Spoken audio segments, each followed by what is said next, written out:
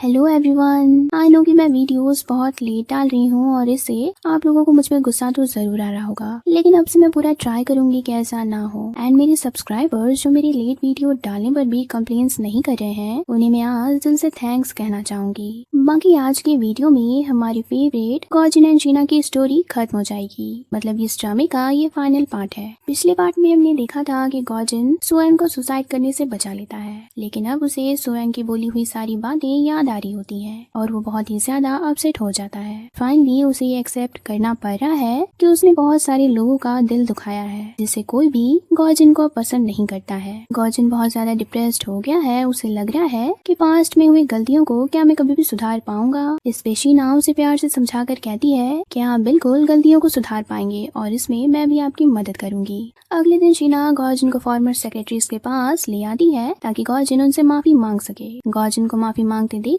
ये लोग तो शॉक रह जाती हैं। इनके दिल में गॉजिन के लिए जो भी गिले शिकवे थे आज वो फाइनली खत्म हो जाते हैं। फिर गॉजिन सुयन के पास आता है और पास्ट में की गलती के लिए उसे सॉरी कहता है। वो उसे बताता है कि मैंने पास्ट में तुम्हें नहीं समझा था, जबकि उस वक्त मुझे पता था कि तुम सच कह रही हो। ऐसा मैंने इसलिए किया था क्योंकि तुम्हारी कंडीशन को देखकर मुझे खुद की कंडीशन याद आ रही थी। जब 12 साल पहले मिस्टर पार्क ने मुझ पे कंपनी के रिकॉर्ड्स लीक करने का झूठा एलिगेशन लगाया था, उस टाइम मेरी लाइफ का सबसे बुरा फेज चल रहा था जिसे मैं याद तक नहीं करना चाहता था, और इसी रीजन से मेरे में हिम्मत नहीं हुई कि मैं तुम्हारे लिए भी स्टैंड लूं। गॉजिन की बातों को सुनकर सुएन बहुत रोने लगती है। उसे रियलाइज हो जाता है कि अब उसे गॉजिन को माफ कर देना चाहिए। अपने दिल में उसे गॉजिन के लिए और ज्यादा नफरत नहीं रखनी चाहिए। अब बहुत सारे प्रॉब्लम्स के बीच एक बात अच्छी हो जाती है। दरअसल शीना ने अपनी टीचिंग के वीडियोस को ऑनलाइन अपलोड किया था। वो देखना चाहती थी कि क्या उसके टीचिंग के तरीके को स्टूडेंट्स पसंद करेंगे, बट उसके वीडियोस पे 30,000 व्यूज आ जाते हैं और काफी लोग उसके टीचिंग से उसे कॉम्प्लीमेंट्स भी देते हैं। बट बात इतनी सीधी भी नहीं होती है। शीना ने हर वीडियो में मास्क पहन रखा था क्योंकि इससे वो कॉन्फिडेंट फील करती थी और अच्छे से स्टूडेंट को पढ़ा भी पाती थी। फिर थोड़े टाइम में शीना मास्क कोरियन टीचर के नेम से फेमस होने लगती है। कोई भी नहीं जान रहा होता है कि ये टीचर कोई और नहीं बल्कि गॉजिन की सेक्रेटरी शीना ही है। मगर गॉजिन जब ये वीडियोस ऑनलाइन देखता है तो वो पहचान जाता है कि वीडियो में शीना ही है,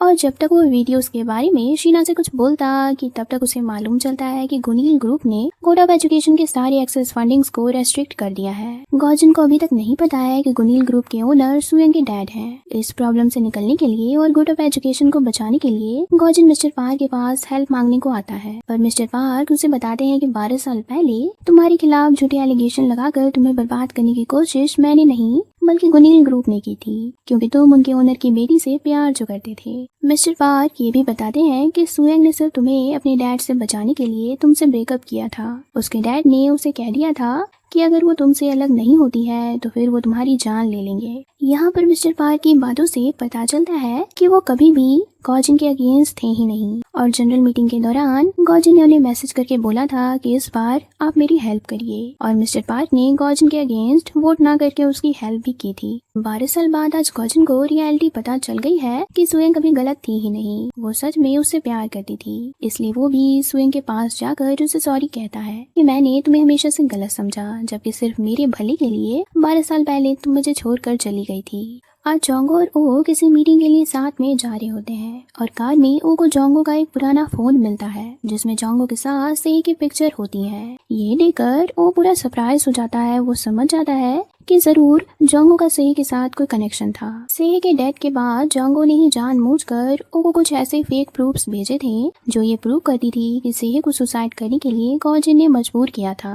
बट इस फोन को चेक करने पे ओ को कुछ वॉइस रिकॉर्डिंग्स मिलती है जो कि गॉजिन एंड सेही की थी। ओ गॉजिन के पास जाकर उसे रिकॉर्डिंग सुनाता है और उसे पूछता है कि तुमने मेरी बहन से क्या बातें की थी। गॉजिन बता देता है कि जब मैं और सेही एक इंस्टीट्यूट में इंस्ट्रक्टर थे तो उसने मेरे मैथ्स के स्टडी गाइड्स को चुराने की कोशिश की थी। मैंने उससे पूछा था कि तुम ऐसा क्यों कर रही हो, तुम तो इंग्लिश की टीचर हो, तो फिर तुम्हें मैथ्स के क्वेश्चन की क्या जरूरत है। और इसमें सेही ने मुझे बताया था कि वो ये सब अपने बॉयफ्रेंड के लिए कर रही है, उसके बॉयफ्रेंड को ही मैथ्स के गाइड्स की जरूरत थी। गॉजिन ने भी सेही की सारी बातों को सुनकर उसे कहा था कि मैं तुम्हारे बॉयफ्रेंड से मिलना चाहता हूँ। मैं उसकी ऐसी हरकत को पब्लिकली रिवील भी करूंगा क्योंकि ऐसे लोग इंस्ट्रक्टर बनने के लायक नहीं होते हैं। गॉजिन को तो सेही के बारे में बस इतनी सी बातें ही मालूम थी। बट अकेला जोंगो होता है जिसे सेहे के बारे में सारी रियलिटी पता थी। दरअसल जिस इंस्टीट्यूट में गॉजिन और सेहे इंस्ट्रक्टर थे वहाँ पर जोंगो भी इनका कलीग था। उसे हमेशा से गॉजिन के जीनियस माइंड से जेलसी होती थी क्योंकि गॉजिन उसे बहुत ही बेहतर टीचर था। और जब गॉजिन ने सेहे से कहा था कि मुझे तुम्हारे बॉयफ्रेंड से मिलना है तो सेहे भी चाहती थी कि जोंगो गॉजिन से मिलकर उससे माफी मांग ले। बट जोंगो ने माफी मांगने के बजाय उल्टा सेहे को कहा था कि स्टडी गाइड चुराने के लिए मैंने तो बस तुम्हें कहा था, गलती तुम्हारी है कि तुमने मेरी बात को मानकर स्टडी गाइड को चुराया। सेहे जोंगो से बहुत प्यार करती थी बट जोंगो को सिर्फ अपने करियर बनाने की पड़ी थी और इसके लिए वो सेहे से अपना पीछा छुड़वा कर जा ही रहा था कि सेहे ने बिल्डिंग से कूदकर उसी रात सुसाइड कर लिया था। इसके बाद गॉजिन एंड जोंगो का फाइनली अगले दिन आमना सामना हो जाता है। गॉजिन जोंगो से पूछता है कि तुमने सेहे के साथ क्या किया था, मुझे क्लियरली बता दो। यहाँ पर जोंगो भी सारी रियलिटी अपने मुंह से उगल रहा होता है। उसे लगता है कि उसकी ये बातें सिर्फ गॉजिन ही सुन रहा है, लेकिन वो भी ये सब सुन लेता है और उसे पता चल जाता है कि सेहे को मारने वाला गॉजिन नहीं है बल्कि जोंगो के कारण से उसकी बहन ने सुसाइड कर लिया था। फिर जोंगो गॉजिन पे अपनी भड़ास निकालने के लिए उस पे अटैक करने की भी कोशिश करता है, लेकिन एन मौके पे ओ आ जाता है और उसे रोककर बहुत पीटता है। पुलिस भी आ जाती है और जोंगो को अरेस्ट करके यहाँ से ले जाती है। जोंगो वाला मैटर तो खत्म हो जाता है और फाइनली ओ एंड गॉजिन के बीच के रिलेशन भी ठीक हो जाते हैं। इधर मिस्टर पार सुएंग को बताते हैं कि 12 साल पहले जब तुम चली गई थी तो गॉजिन ने तुम्हारे जाने के बाद सुसाइड करने की कोशिश की थी। ये बात सुनकर सुएंग को बहुत बुरा लगता है। वो सोचती है कि मैं तो गॉजिन को प्रोटेक्ट करने के लिए उससे दूर गई थी बट मेरे जाने के बाद उसने अपनी जान लेने की कोशिश की। इससे ये प्रूफ होता है कि 12 साल पहले उसने मेरे कारण से बहुत तकलीफ झेली होगी। यही सब सोचकर सुएंग गॉजिन के पास उसे बातें करने के लिए चली जाती है पर गॉजिन उसे समझाता है कि तुम उस वक्त मेरे लिए मेरी पूरी दुनिया थी। मैंने सुसाइड करना चाहा था क्योंकि मुझे तुमसे बहुत प्यार था, लेकिन अब मैं पूरी तरह से ठीक हूँ और तुम्हें भी अपनी लाइफ में आगे बढ़ जाना चाहिए। तुमने सालों पहले मुझे प्रोटेक्ट किया था, उसके लिए थैंक यू। लेकिन अब से तुम अपनी लाइफ को सिर्फ अपने लिए जियो क्योंकि तुम लाइफ में बहुत कुछ अच्छा डिजर्व करती हो। शीना मास कोरियन टीचर के नेम से बहुत फेमस तो हो गई है पर अब उसे बड़े बड़े इंस्टीट्यूट में टीचिंग के ऑफर्स आने लगे हैं। मिस्टर पार भी डिसाइड कर लेते हैं कि चाहे कुछ भी हो जाए इस टीचर को तो मैं ही हायर करूंगा, चाहे उसके लिए मुझे एक्स्ट्रा एफर्ट्स ही क्यों न लगाने पड़ जाएं। लेकिन जैसे ही मिस्टर पार को पता लगता है कि मास कोरियन टीचर शीना है तो फिर उनके रंग उड़ जाते हैं। शीना गॉजिन को बिना बताए ही मिस्टर पार के साथ कॉन्ट्रैक्ट साइन कर लेती है